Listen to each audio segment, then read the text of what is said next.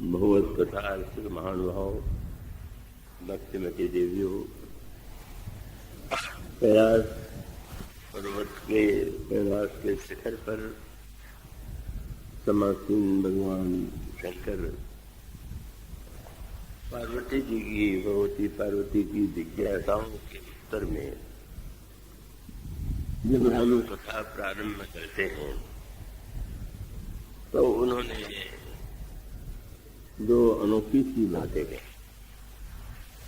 एक तो उन्होंने वेदांत का दृष्टांत दिया, झूठो सत्य जाहि बिनु जाने, ये भुजंग बिनु रजु पहचाने, यही जाने जग जान जाई, जागत जथा तपन भ्रम जाई। ये दोनों ही जो वाक्य हैं ये वेदांत की जो परंपरा है, वेदांत की जो मान्यता है उसके अनुकूल। और जब उसके बाद भगवान शंकर यह कहते हैं कि मैं बाल रूप श्री राम की वंदना करता हूँ, जो हर प्रकार से सुलभ है, जिसका नाम परम कल्याणकारी है, और वे साक्षात मंगल भवन अमंगलहारी जो प्रभु है, जो महाराज श्री दशरथ के प्रांगण में विहार करते हैं, वो मेरे प्रति अनुकूल रहे, वे द्रवित। वस्तुतः ये जो भगवान शंकर के द्वारा की जाने वाली वंदना है वो एक उसका विशेष तात्पर्य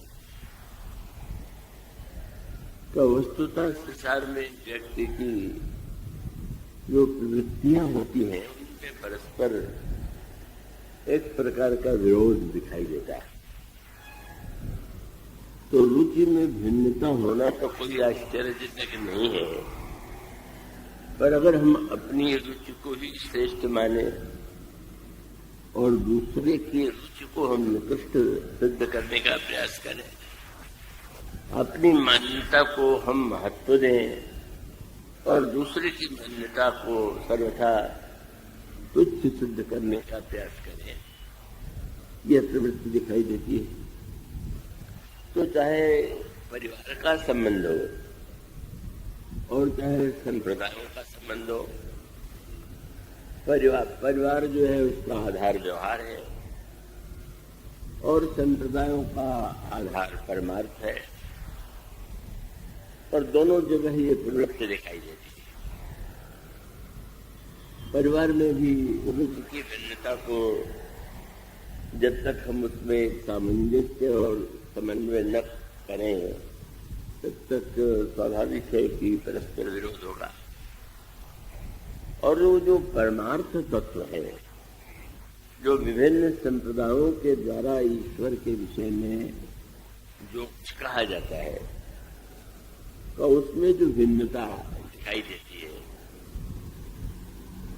उस भिन्नता को प्रस्तुत करने में बुराई तो नहीं है, लेकिन यह इस देश में इसका अनुभव हुआ है कि जो भिन्न भिन्न संप्रदायों के मानने वाले थे वो केवल विवाद ही में नहीं, कभी कभी तो वो एक शारीरिक और वो शारीरिक और उसमें अस्त्र शस्त्रों के द्वारा युद्ध भी होते थे। एक संप्रदाय के व्यक्ति दूसरे संप्रदाय के साधुओं पर, जिन्हें साधु कहा जाता था, उन पर आक्रमण करते थे। और ये जो हम लोगों के यहाँ कुंभ की परंपरा, जिसको आप लोग पढ़ते रहे हैं, आप में से बहुत से लोग स्नान करने गए होंगे, वहां पर भी संप्रदायों का यह विवाद दृष्टिगोचर होता है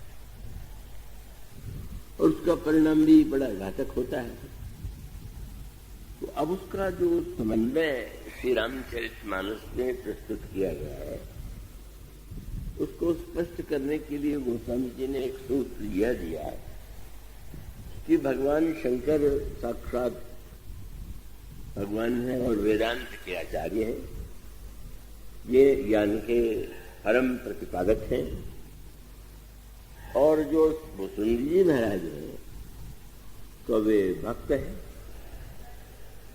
ये जो एक और वेदांत के साक्षात रूप भगवान शिव और दूसरी ओर भक्त रस से जिनका हृदय ओतप्रोत है, तो वे जो भुसुंडी जी हैं, एक अनोखी बात आपने जिस पर आपका ध्यान गया होगा न गया हो तो मैं याद दिला दूं कि जब भुसुंडी जी भी राम कथा सुनाते हैं तो वे भी श्री राम का ध्यान करते हैं। और वो श्री राम के किस रूप का ध्यान करते हैं, उत्तरकांड में वो आपको पढ़ने मिलेगी। बालक रूप राम का ध्यान। भगवान शंकर भी बालक राम का ध्यान करते हैं और भक्त शिरोमणि भुसुंडी जी भी बालक राम का ध्यान करते हैं। क्या तात्पर्य है इसका, क्या अभिप्राय है, इसको यूं ही समझने का प्रयास करें कि आपने पुराने सरोवरों को, तालाबों को देखा होगा। अब उसकी परंपरा नहीं है, उस प्रकार की आवश्यकता नहीं है। आजकल तो जल को लेकर के नगरों में बड़ा विवाद झगड़ा हो जाता है, क्योंकि अगर जल अच्छी मात्रा में नहीं है और अनेक लोग एकत्र हो गए तो मैं पहले भरूंगा लूंगा, बढ़ पड़ते हैं। लेकिन पुरानी स्थिति का स्वरूप यही था कि तालाबों का, सरोवरों का निर्माण किया जाता था। सरोवर की विशेषता क्या है कि सरोवर का जल तो एक ही है, पर सरोवरों में 4 घाट बनाए जाते थे। तो वो जो 4 घाटों की धारणा या उसका व्यवहारिक रूप था वो ये था कि जल भले ही एक प्राप्त हो, पर आने के लिए पर एक मार्ग की भिन्नता हो। एक व्यक्ति इस दिशा में आ रहा है, उसके लिए एक घाट, दूसरा व्यक्ति दूसरी दिशा से आ रहा है, उसमें दूसरा घाट, तीसरा व्यक्ति तीसरी दिशा में। तो इस प्रकार से ये जो घाटों की परिकल्पना है, यह बताने के लिए है कि 4 घाटों के व्यक्ति अगर यह लड़ाई करें कि हमारा जल श्रेष्ठ है, तो पागल बने। जल तो एक ही है और चारों पा रहे हैं। उसका अभिप्राय कि चाहे जिस संप्रदाय में आपकी रक्षा हुई हो, जो आपकी सांप्रदायिक मान्यता हो, अंतुवत्वा सबका उद्देश्य ईश्वर को पाना ही तो है। ऐसी स्थिति में यह सूत्र जो मानस में है और इसी का वर्णन आपको राम राज्य में मिलेगा। राम राज्य में वहां पर अयोध्या में तो सरोवर नहीं है, सरजू नदी बहती है। उस नदी के प्रसंग में भी आप पाते हैं कि अलग अलग घाटों का वर्णन किया गया। वो स्वामी जी जब राम राज्य का, अयोध्या का वर्णन करते हैं तो कहते हैं एक घाट पनिघट है और उस पर स्नान करने का अधिकार पुरुषों को नहीं। पनिघट परम मनोहर नाना, जहां न पुरुष करें स्नाना। और दूसरा घाट वह है कि जहां पर दूरी फराक रुचिर सो घाटा, जहां जल पिए ही बाज गज ठाटा। मनुष्य को ही जल की आवश्यकता नहीं, पशुओं को भी जल चाहिए, तो एक घाट उनके लिए भी बना हुआ है।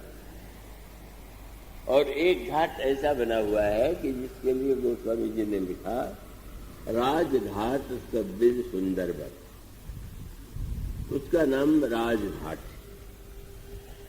अब वो कुछ लोग इस प्रवृत्ति में एक उनकी बाध्यता होती है, क्योंकि अगला वाक्य उनको लगता है कि ये ठीक नहीं है।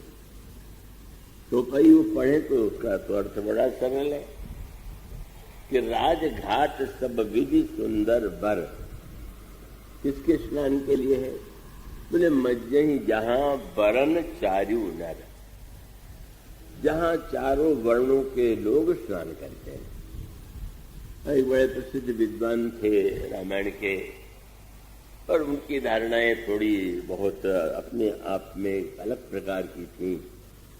तो उन्होंने चौपाई के 2 भाग कर दिए। उन्हें कह दिया राजघाट बहुत सुंदर है एक, और सब लोग जिसमें स्नान कर सके वो दूसरा घाट। चौपाई में ऐसा कुछ नहीं।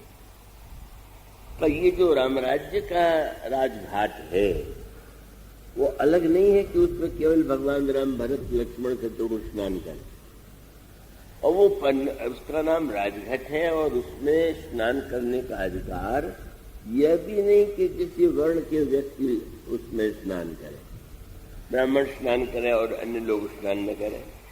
मध्य ही जहां वर्ण चारु नर, सबका मूल सूत्र यह है कि जब आप लड़ते हैं तो ये भूल जाते हैं कि जिस घाट के द्वारा भी व्यक्ति जाएगा जल तो सरयू की निर्मल धाराएं से मिलेगी, और यदि मानसर रामचरित मानसर सरोवर है तो किसी दिशा से आप अमृत जल एक ही प्राप्त होगा। और इसमें एक भिन्नता तो हो सकती है, मैं आशा करता हूं इसे आप बहुत एकाग्रता से सुनें। ये हो सकता है कि एक व्यक्ति सरोवर की शोभा देखने के लिए गया हो, दूसरा व्यक्ति हो सकता है कि वो सरोवर में अपनी प्यास मिटाने के लिए जल पीने के लिए गया हो, तीसरा व्यक्ति हो सकता है कि जो स्नान करने के लिए गया हो, और चौथा व्यक्ति है कि वो तैरने के लिए गया हो।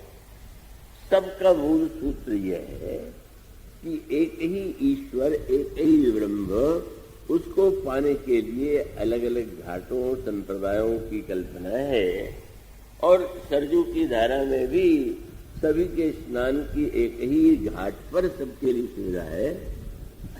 और इसका अभिप्राय है कि इस विविधता में जो बच्चियों कहें कि रहना तो पड़ता है खंड में, पर विवेक में अखंड होना चाहिए।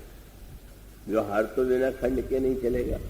आप एक भवन में रहते हैं, उसी में आपको कई खंड बनाने पड़ते हैं, लेकिन ये भवन एक ही है। और उसका मूल तात्पर्य है कि जब व्यक्ति खंड को ही परम सत्य मान करके अखंड को भुला दे तो मतभेद होगा, विरोध होगा।